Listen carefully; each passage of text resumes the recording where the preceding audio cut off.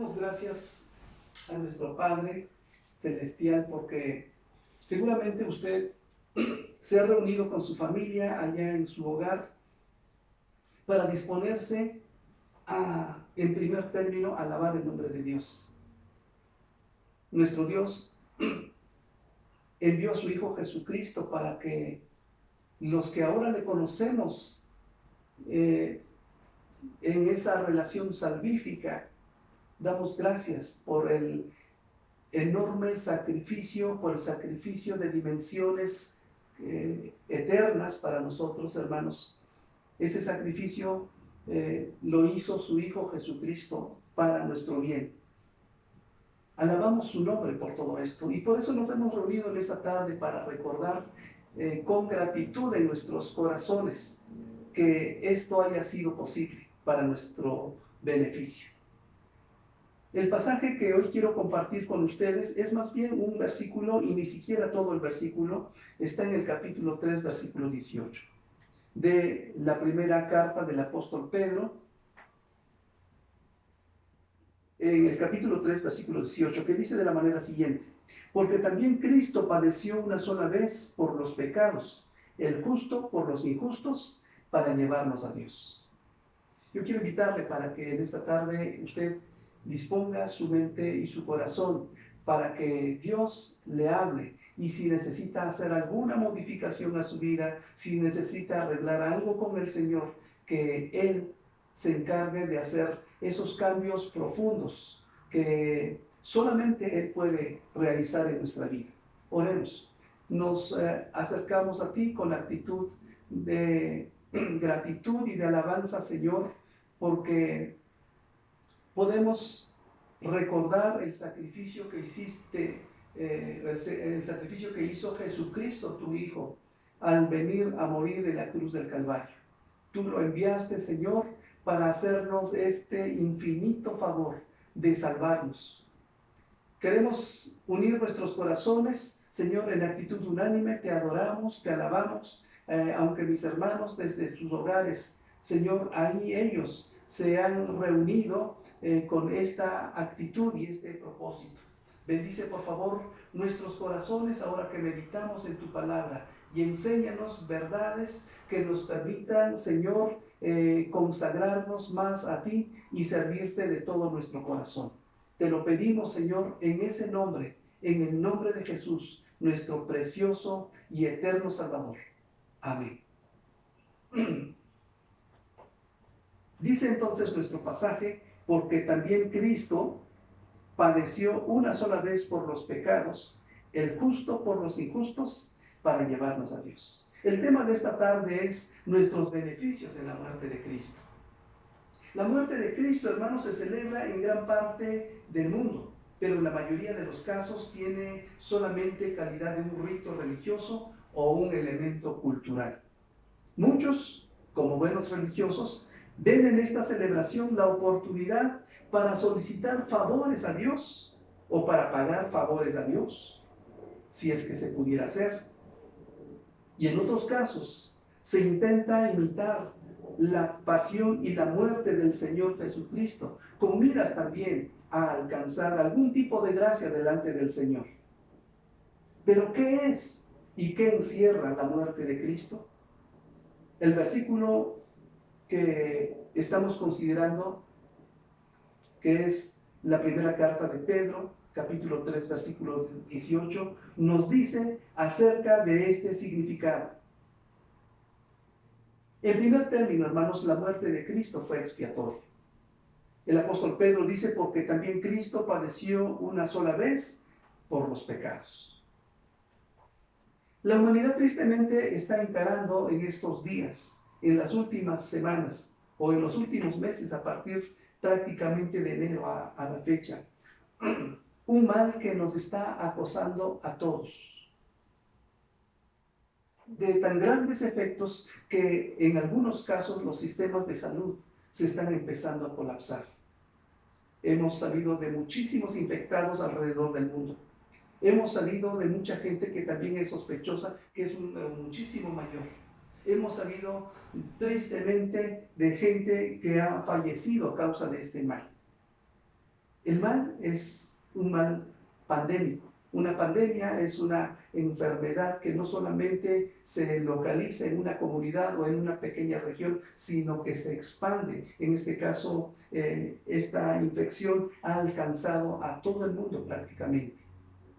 Pero hay una pandemia mucho mayor que tiene su origen desde prácticamente el nacimiento de la raza humana. Y esa pandemia es de consecuencias amplísimas, profundas, pero también de consecuencias eternas. Y esa pandemia se llama pecado. La Biblia dice que nosotros todos nacemos o todos estamos infectados de este mal. El apóstol Pablo en su carta a los romanos dice que no hay justo ni aún uno. Es decir, no hay ni uno solo que esté libre del virus del pecado. Todos nacemos infectados. El el salmista David dice en el Salmo 51, en maldad he sido formado y en pecado he sido formado y en maldad me concibió mi madre. Pero ¿qué es el pecado? Diversos términos, hermanos, tanto en el Antiguo como en el Nuevo Testamento, buscan describir la negrura, la maldad, la profundidad y los alcances del pecado. Y así se utilizan términos como maldad, errar, rebelión, transgresión, infracción, injusticia, delito, malicia y varios otros términos. Estos solamente se citan de manera representativa. Barclay dice que el pecado es aquello que interrumpe la relación que tendría que haber entre el hombre y Dios.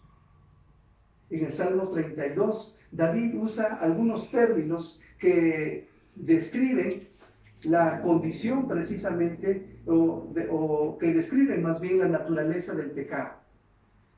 Dice en los primeros versículos: bienaventurado aquel cuya transgresión ha sido perdonada y cubierto su pecado. Ha utilizado el término transgresión y ha usado el término pecado. Bienaventurado el hombre a quien Jehová no culpa de iniquidad. Este es el otro término que el salmista está utilizando en el Salmo 32. La transgresión es ese espíritu, esa disposición de desobediencia desafiante delante de Dios. Es como retar a Dios. El pecado tiene sentido de errar al blanco, como alguien que está intentando apuntar hacia un blanco, pero que no acierta a pegarle. La palabra iniquidad tiene el sentido de perversión o distorsión de lo que es recto. Pero esto, hermanos, no es solamente un asunto de aquello que se pueda ver de lo externo del ser humano, sino que es algo que está en el corazón, se ha instalado en el corazón y entonces empieza a hacer cierta clase de efectos ofensivos, especialmente delante de Dios. Pero ¿cuáles son las consecuencias entonces de este mal? Regresando al salmista David, pero ahora en el Salmo 51, él nuevamente empieza a describir ahí qué es lo que sucede con él en vista de la situación de su pecado. Claro, él está describiendo un estado en el que se halló cuando él pecó delante del Señor. El pecado, dice él, nos convierte en enemigos de Dios. El versículo 1 dice: ten piedad de mí, oh Dios, conforme a tu misericordia, conforme a la multitud de tus pecados, borra mis rebeliones. El pecado, hermanos, ensucia, mancha y corrompe la vida. Porque él dice: lávame más y más de mi maldad y límpiame de mi pecado. En el Salmo 32, dice también el rey David, en los versículos 3 y 4, mientras callé se envejecieron mis huesos en mi gemir todo el día, porque de día y de noche se agravó sobre mí tu mano, se volvió mi verdor en sequedades de verano. Es decir, el pecado causa cierta clase de depresión, de amargura y de un sentido de menor valía del ser humano que vive alejado de Dios. En cuarto lugar, hermanos, el pecado lleva también a la muerte. El apóstol Pablo dice en su carta a los Romanos, capítulo 6, versículo 23, que muchos conocemos de memoria, porque la paga del pecado es muerte. Todo esto que nosotros hemos hablado de la descripción del pecado y de sus consecuencias, todo esto lo vino a pagar el Señor Jesucristo con su muerte en la cruz del Calvario. Esto es lo que nosotros conocemos como expiación. Él vino a cubrir toda esta maldad, toda esta injusticia de nuestra vida con relación a Dios. Pero ¿qué remedios se han intentado entonces por parte de la humanidad? La humanidad obviamente ha intentado paliar, ha intentado apagar los efectos de esta maldad en su propio corazón. Así que muchos, o la gran mayoría, o casi todos, hemos intentado hacer buenas obras para parecer bien delante de Dios. Hemos intentado ser religiosos, y muchos muy grandes religiosos. Hemos inventado filosofías, hemos inventado aspectos o tomado aspectos de la ciencia como de la psicología para tratar de cubrirnos delante de Dios a causa de nuestros pecados. Hemos utilizado hasta términos que intentan ablandar esa dureza y esa negrura de la maldad de nuestro corazón, y de esta manera hablamos de nuestros errores o nuestras equivocaciones y no le llamamos pecados. En el Antiguo Testamento, hermanos, hay un verbo que significa cubrir, que es cofer. Y al afirmar que la muerte de Cristo es expiatoria, lo que se está diciendo es que Jesucristo vino para cubrir todos esos pecados y toda esa maldad de nuestro corazón. Hoy estamos recordando que el remedio que Dios presentó a la humanidad, el único remedio que Dios nos está, hacia el cual nos está dirigiendo, es Jesucristo, su Hijo, quien vino a morir en la cruz del Calvario, porque es el único que puede borrar todas nuestras rebeliones, todos nuestros pecados, toda la disposición sucia de nuestro corazón, todos los intentos de rebelarnos contra Dios y hacer mal a nuestros hermanos y a nuestros semejantes.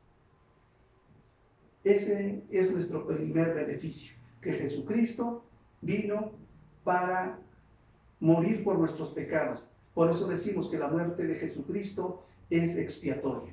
Usted puede empezar a gozar desde hoy de ese beneficio si es que no lo ha gozado, pero usted puede seguir celebrando que ha sido beneficiario de esa obra de Jesucristo en la cruz del Calvario, porque todos sus pecados han sido cubiertos.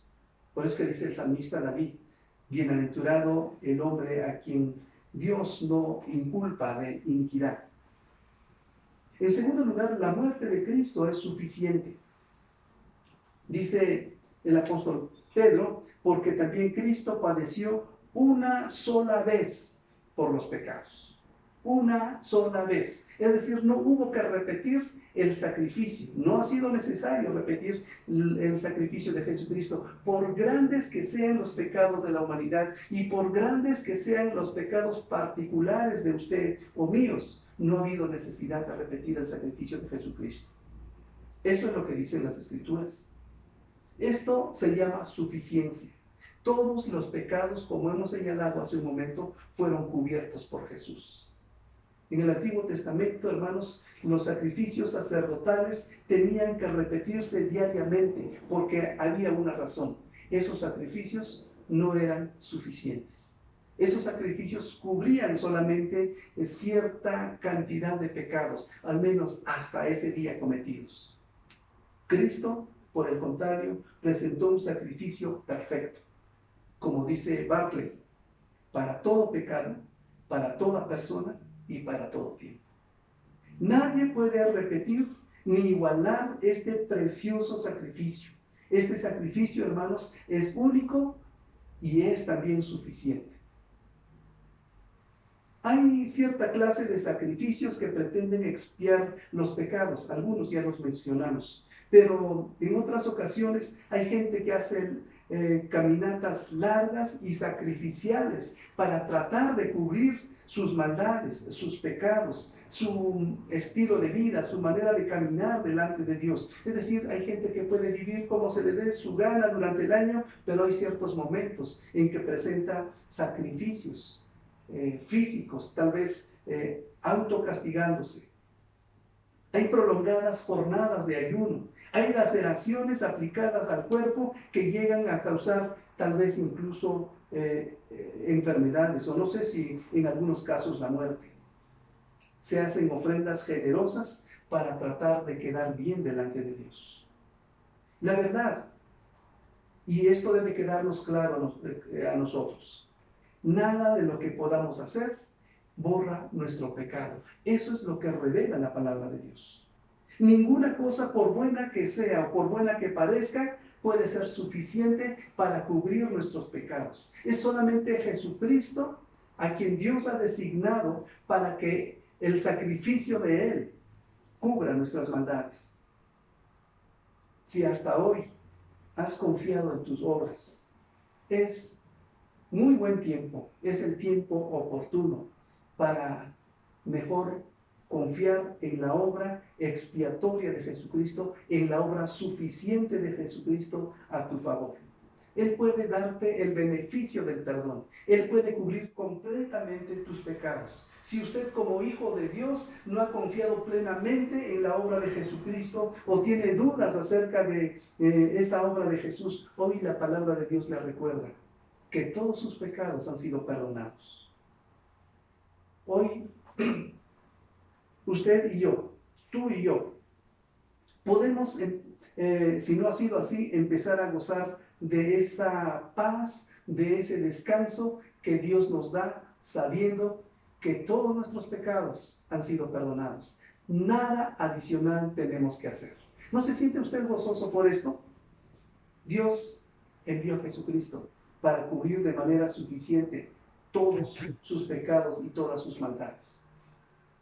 Hemos dicho entonces que la muerte de Cristo fue expiatoria. La muerte de Cristo fue suficiente, o es expiatoria y es suficiente, pero la muerte de Cristo también es vicaria. En el versículo que estamos considerando dice, el justo por los injustos. Cuando hablamos de un vicario, estamos refiriéndonos a uno que sustituye a otro, a uno que toma el lugar de otro. Eso quiere decir vicario. De forma tal que no puede haber un vicario, alguien que tome el lugar de Jesucristo, ni ninguna persona, ni ninguna obra, nada puede tomar el lugar de Jesucristo. Pero Jesucristo sí tomó nuestro lugar. Nosotros debimos haber sufrido las consecuencias del pecado y las consecuencias de la maldad que nosotros cometimos delante de Dios. Pero Jesús vino para tomar nuestro lugar en la cruz del Calvario. Jesús nos sustituyó. Y aquí inmediatamente salta, hermanos, una nota de injusticia. Porque no es que Jesús haya sufrido por culpa de sus propios pecados, pero tampoco Jesús vino para pagar los pecados de una sociedad justa. En primer lugar, Jesús, dice la Biblia, que no cometió pecado, ni hubo engaño en su boca. Y por otro lado, nosotros sabemos a partir de la palabra de Dios que la palabra que se señala que no hay justo ni aun uno y que todos somos pecadores. En el Antiguo Testamento, la víctima que se ofrecía para pagar, para expiar los pecados de las personas o del pueblo de Dios, era una víctima inocente. Se sacrificaba en bien del transgresor. Aquí había una injusticia. En el Nuevo Testamento, la Biblia dice que Jesús es el Cordero de Dios que quita el pecado del mundo. Jesús tomó nuestro lugar, tomó el lugar tuyo y tomó el lugar mío. Pablo dice en una de sus cartas, en la primera carta que escribe a Timoteo, capítulo 1, versículo 15, Cristo Jesús vino al mundo para salvar a los pecadores, de los cuales, decía él, yo soy el primero. La única cosa pendiente entonces que hay que hacer es aceptar este generoso regalo del perdón hecho en la cruz del Calvario. Este ofrecimiento de la muerte de Jesucristo, este sacrificio a nuestro favor. La muerte de Cristo, hermanos, fue vicaria. Es decir, Él vino para morir en lugar tuyo y en lugar mío.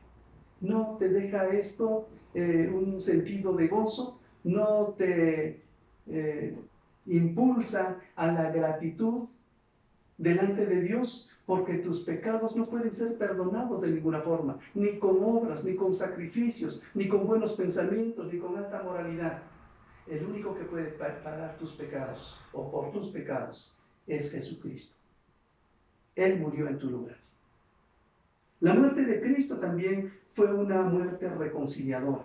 Si bien ha sido una muerte expiatoria, ha sido una muerte también suficiente, como hemos dicho, ha sido una muerte vicaria, pero también la muerte de Jesucristo ha sido una muerte reconciliadora. Dice al final de este pasaje, de este versículo, el justo por los injustos, escuche bien, para llevarnos a Dios.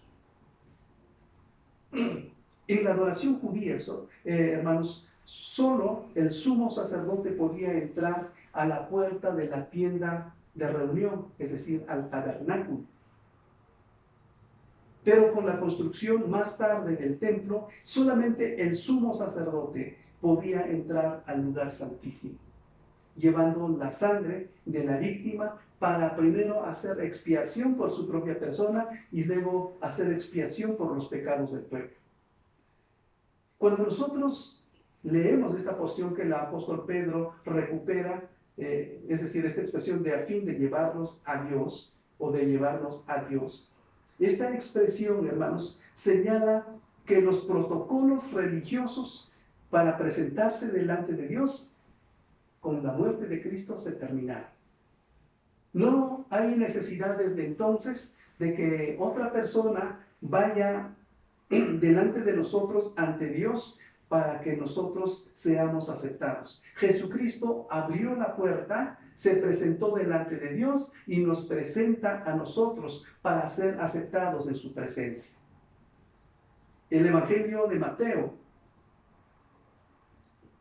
señala que cuando Jesucristo moría en la cruz del Calvario, estaba muriendo en la cruz del Calvario, el velo del templo se rasgó de arriba a abajo. Y esto simboliza que ahora nosotros como hijos de Dios podemos entrar de manera directa a la presencia misma de nuestro Creador. En la cultura griega, en la corte había una persona que podía introducir a aquellos que querían ver al rey. Este era el introductor. Si tomamos nosotros esta figura, podemos decir que Jesucristo es quien ahora nos presenta delante de Dios. Jesús es quien ha pagado por nosotros en la cruz del Calvario y entonces viene para reconciliarnos con Dios.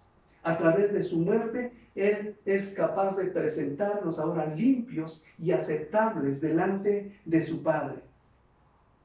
El escritor de los Hebreos hace una hermosa invitación a todos, desde en el capítulo 10, desde el versículo 19 al 22. Dice lo siguiente: así que, hermanos, teniendo libertad para entrar en el lugar santísimo por la sangre de Jesucristo, por el camino nuevo y vivo que Él nos abrió a través del velo, esto es, de su carne, y teniendo un gran sumo sacerdote sobre la casa de Dios, acerquémonos con corazón sincero, en plena certidumbre de fe, purificados los corazones de mala conciencia y lavados los cuerpos con agua pura. Pero observe bien, habiendo allanado el camino, habiendo establecido un puente, el Señor Jesucristo, a través de su propio sacrificio, Él dice: acerquémonos ahora confiadamente a Dios, para encontrar la misericordia y los beneficios que solamente a través de la muerte de Jesucristo podemos encontrar. Termino con lo siguiente, hermanos. Todos los seres humanos somos pecadores. Muchos ya recibimos el beneficio de la muerte de Jesús, es decir, reconocimos que necesitábamos ser perdonados, necesitábamos que ese sacrificio hiciera el bien a nuestra vida. Es decir, hemos aceptado la muerte expiatoria, sustitutiva, suficiente y reconciliadora de Jesucristo. No ha habido que hacer nada, excepto solamente creer. Y creer con todo nuestro corazón. Si esta ha sido su experiencia, yo le animo a que siga viviendo gozoso delante de Dios, disponiendo toda su vida para seguirle sirviendo con todas las fuerzas de su corazón, con todos los dones y los talentos que Él le ha permitido tener. Pero si usted ha recibido el beneficio del perdón de Dios, pero de algún tiempo para acá se ha alejado, yo le invito para que a partir del recordatorio que la palabra de Dios nos hace en este momento, usted vuelva a decir: gracias, Señor, por el sacrificio de Jesucristo, porque Él tomó mi lugar en la cruz del Calvario y perdonó todos mis pecados y me ha permitido reconciliarme contigo. Yo quiero venir hoy para dedicar nuevamente mi vida, mis talentos, las capacidades que tú me has regalado para servirte mejor. Disponga su corazón. Yo creo que este es un tiempo de enorme necesidad, de gran necesidad, donde no solamente sufre la humanidad en México, sino en todo el mundo, pero posiblemente en su colonia. Si usted no se puede mover hacia otros lugares, usted puede ser un enorme instrumento de Dios, un precioso instrumento en las manos de Dios para beneficio de otros que no han escuchado el mensaje y que no tienen ninguna esperanza. Y finalmente, si usted no sabía de estos beneficios que el sacrificio de Jesucristo nos trae y los ha descubierto en nuestra meditación de hoy, yo le ruego, yo le pido, yo le insto, yo le aconsejo que usted abra su corazón. Jesucristo quiere bendecirlo enormemente con el beneficio de esa salvación que usted necesita. Esa salvación solamente fue conquistada en la cruz del Calvario. Nadie más lo puede hacer. Hemos dicho nuevamente e insisto, ni sus obras, ni su moralidad, ni su buena cultura, ni su gran educación, ni su capacidad ética. Nada puede rescatarlo de las consecuencias del pecado. Solamente Jesucristo, en el sacrificio que Él hizo hace aproximadamente 2000 años en la cruz del Calvario. Ese sacrificio es para bien de usted. Y usted tiene la oportunidad de aceptarlo hoy. ¿Por qué no lo hace? Déjeme orar. Y con esto concluimos. Padre, te agradecemos y te pedimos, Señor, en el nombre precioso de Jesús, que la meditación de esta tarde alcance nuestros corazones, haga su obra en lo más profundo y de acuerdo con nuestra necesidad y nuestra relación contigo, Señor, podamos actuar de manera consecuente. Si necesitamos avivar nuestros corazones y disponer nuestras vidas para servirte, que lo hagamos. Si necesitamos, algunos de los que estamos escuchando, venir a tus pies en actitud, Señor, de humildad y solicitando tu perdón, te rogamos que tú perdones y tú des la salvación, Señor. Te lo suplicamos todo en el nombre de quien murió por nosotros en la cruz del Calvario, en el nombre de Jesús.